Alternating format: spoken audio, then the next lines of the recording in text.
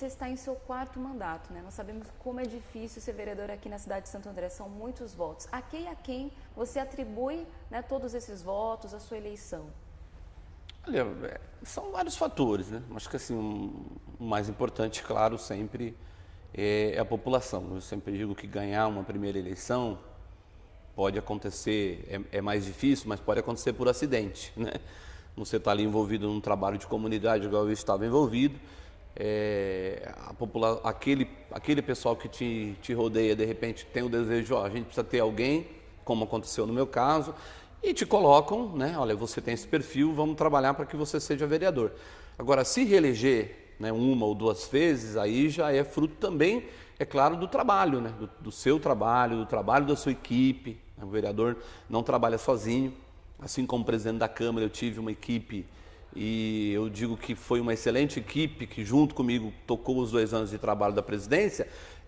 Eu tenho uma equipe, né, como vereador, uma equipe de assessoria, pessoas que no dia a dia cuidam também de representar o vereador, de trabalhar aquilo que o vereador coloca como prioridade, como saúde, educação, de estar na rua, de estar fazendo vistoria, de estar conversando com a população, de estar visitando equipamentos públicos. Então eu atribuo a minha equipe, ao meu trabalho e, obviamente, à população que entendeu que a gente faz um trabalho sério, um trabalho, acima de tudo, de fiscalização, porque o papel do vereador é fazer com que os serviços públicos cheguem até a população, né?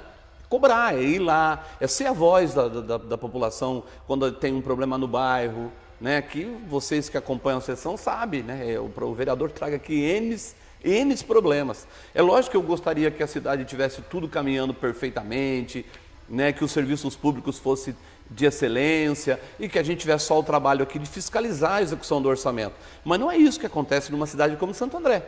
Uma cidade como Santo André tem muito problema, né? Tem muito problema no trânsito, tem muito problema na saúde, tem muito problema no dia a dia, nas construções. As pessoas nos procuram. Olha, vereador, como eu disse aí do caso de uma pessoa que pede uma ligação de água. Eu vou reforçar isso. A pessoa vai até o SEMASA, pede uma ligação de água, ela não tem acesso a cobrar o andamento do seu processo.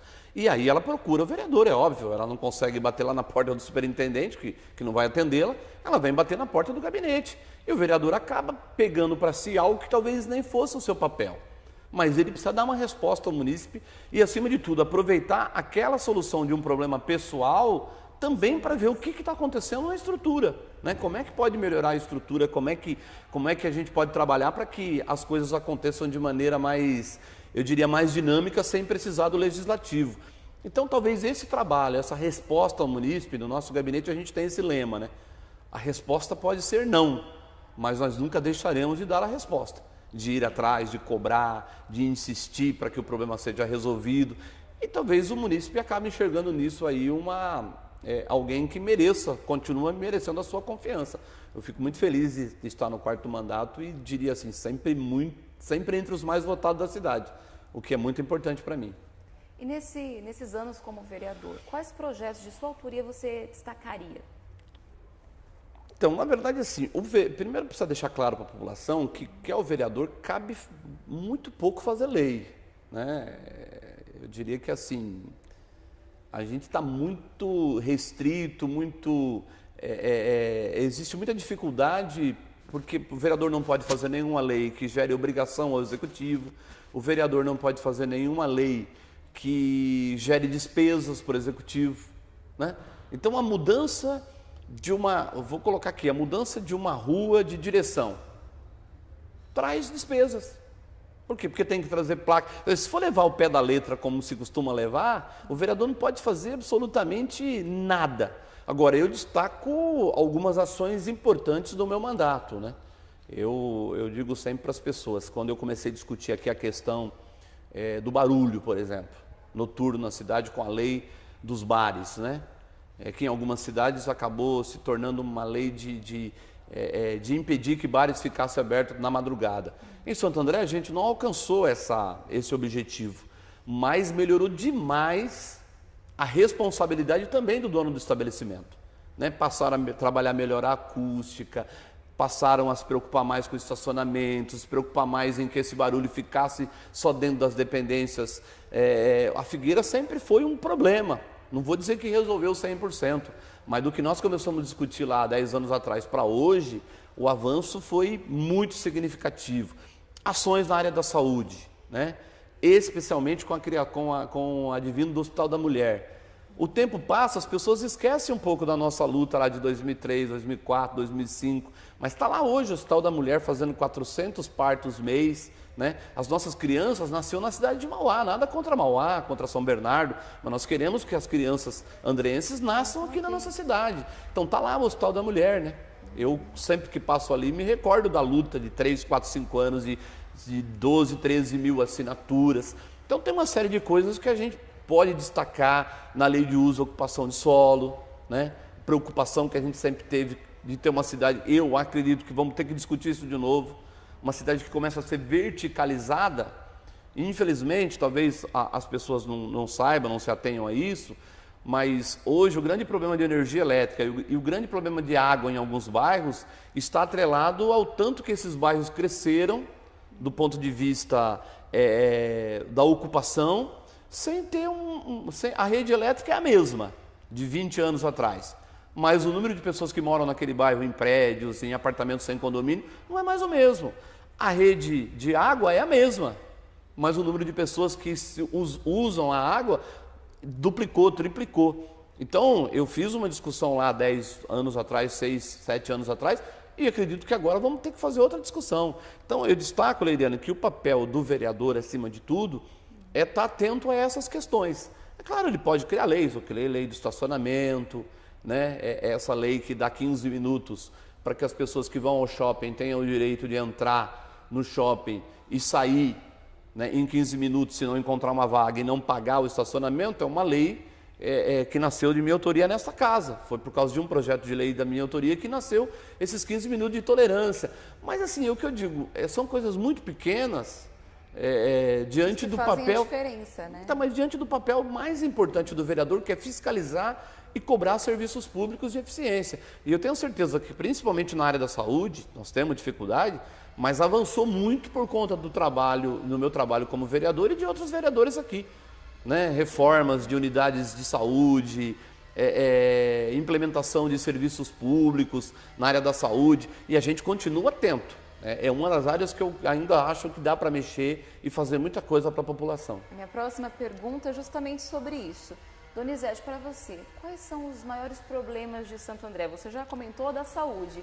O que mais? Que outras áreas? A saúde, sem dúvida nenhuma, eu diria, até porque eu costumo dizer que é o momento que a pessoa está mais fragilizada, né? Quando ela está doente, quando ela não encontra uma solução para o seu problema de saúde.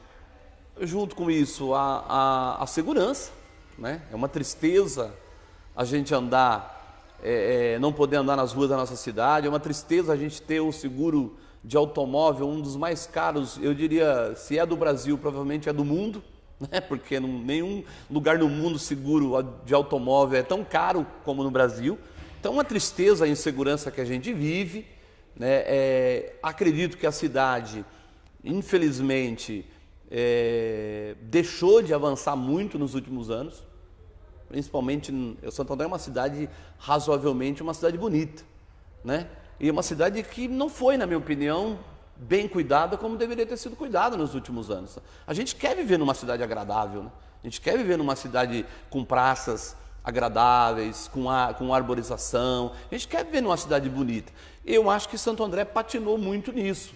Mas eu diria que saúde e segurança, sem dúvida nenhuma, hoje são os grandes... aquilo que tira o sono do brasileiro, né? E especialmente de quem mora numa cidade como Santo André.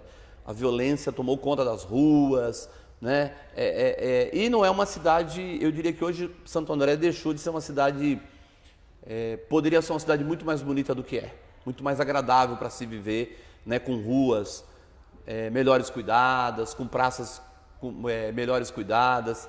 Eu acredito que esse deve ser aí o mote da nossa luta daqui para frente. Donizete, infelizmente o vereador Cosmo do Gás, né, faleceu há 2 semanas vítima de violência. É um assunto delicado, mas como Sim. foi esse momento para você e os demais vereadores? Então, justamente um momento que eu estou colocando aqui de reflexão, né? Porque ninguém está imune, né? Essa é a grande questão que nós temos que colocar, porque às vezes a gente acha que está imune, né? Olha, porque eu tenho, sei lá, uma certa importância, tenho uma autoridade. Não, todos os cidadãos brasileiros e todas as cidadãs brasileiras estão expostas todos os dias a uma violência que ninguém aguenta mais, uma escalada assustadora, né? Aí você começa a discutir maioridade penal. O brasileiro é outra questão que o brasileiro não aguenta mais, né? Infelizmente parece que esse assunto apareceu pouco nas manifestações, mas eu diria para a população que esse assunto também tem que estar na ordem do dia. Nós queremos poder andar nas ruas, nós queremos poder passear com nossos filhos, nós queremos poder ter a tranquilidade de ter o nosso automóvel, né, conquistado com muita luta, sem ter que colocar nossa vida em risco, né? O Cosmo morreu porque se tornou, quem sabe morreu por ser vereador, né? Porque alguém olhou e disse assim, olha, é político, então tem, né? Chegaram a dizer, poxa, pensamos em sequestrar a filha dele um tempo antes, depois resolvemos entrar na casa do vereador. Então, assim, é a violência que toda a população está exposta, e é um momento de reflexão para nós de Santo André, lógico, mas é preciso que o Estado, que parece que não consegue dar conta de cuidar disso, também comece a tratar essa questão como prioridade, né? Os nossos presídios são de péssima qualidade, de dentro dos presídios as pessoas conseguem monitorar e organizar crime aqui fora, esse cidadão que muitas vezes mata e assalta era para estar preso, não está, o Estado não consegue fazer com que o preso se recupere, tantas coisas para a gente discutir e, claro, né, um momento como esse para nós, da perda de um colega, de um amigo, de uma pessoa próxima, é muito mais de reflexão ainda nesse sentido. Okay, muito obrigada, Donizete, pela sua participação, pela sua entrevista e volte mais vezes no programa Retrato Parlamentar. Eu que agradeço e sempre me colocando aí à disposição da população de Santo André para a gente debater as questões importantes da nossa cidade. Obrigada.